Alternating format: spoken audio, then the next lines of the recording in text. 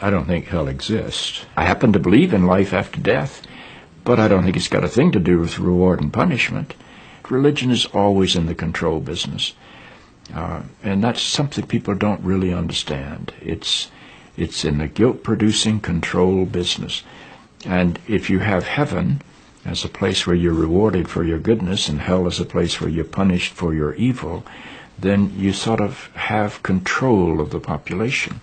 And so they create this fiery place, which has quite literally scared the hell out of a lot of people throughout Christian history. And it's part of a control tactic. But wait a minute, you're saying that hell, the idea of a place under the earth or somewhere where you're tormented for an eternity, is actually an invention of the church? I think the church fired its furnaces hotter than anybody else.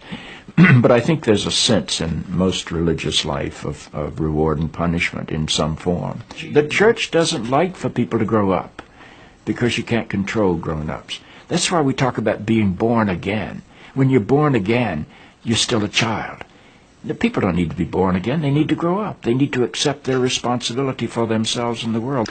What do you make of the theology, which is quite prominent these days in America, which is that there is one guaranteed way not to go to hell, and that is to accept Jesus as your personal Savior? Yeah, I grew up in that tradition. Every church I know claims that we are the true church, and they have some ultimate authority. We have the infallible Pope, we have the inerrant Bible. The idea that the truth of God can be bound in any human system, by any human creed, by any human book, is almost beyond imagination for me. I mean, God is not a Christian. God is not a Jew or a Muslim or a Hindu or a Buddhist. All of those are human systems which human beings have created to try to help us walk into the mystery of God.